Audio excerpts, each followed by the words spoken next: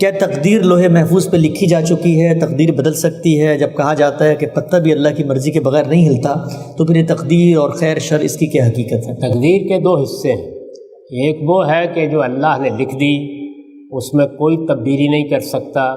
اس کی چند مثالیں دیکھیے، مجھے اور آپ کو کہاں پیدا ہونا تھا، کس قد کاٹ کے ساتھ پیدا ہونا تھا، کیا شکل و صورت ملنی تھی، کن حالات میں پیدا ہونا تھا، کس زمانے میں آنا تھا، یہ چند مثالیں ہیں۔ یہ چیزیں تو اللہ تعالیٰ اپنی مشیت سے طے کر دیتا ہے۔ اس کے بعد تقدیر کا وہ حصہ ہے کہ جس کو ہماری جد و جہد، ہماری صلاحیتوں کی نشو و نما اور ہمارے اخلاقی فیصلوں سے متعلق کر دیا گیا ہے۔ وہ لکھی اس طرح گئی ہے کہ میرے بندے اگر یہ فیصلہ کریں گے تو یہ نتیجہ نکلے گا، یہ کریں گے تو یہ نتیجہ نکلے گا۔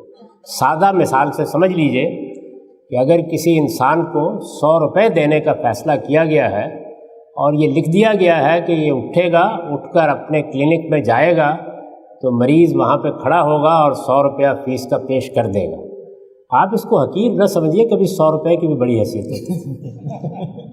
تو اگر یہ لکھا گیا ہے تو آپ جائیں گے، آپ اپنا کلینک کھولیں گے، مل جائے گا۔ اگر آپ اس دن سونے کا فیصلہ کریں تو نہیں ملے گا، وہ لکھا ہی اس طرح گیا ہے۔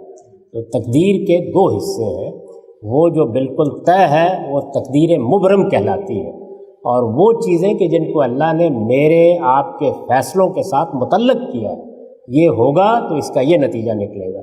اس میں آپشنز موجود ہوتے ہیں اور ان میں آپ جس کو اختیار کرتے ہیں وہ نتیجہ نکلے گا۔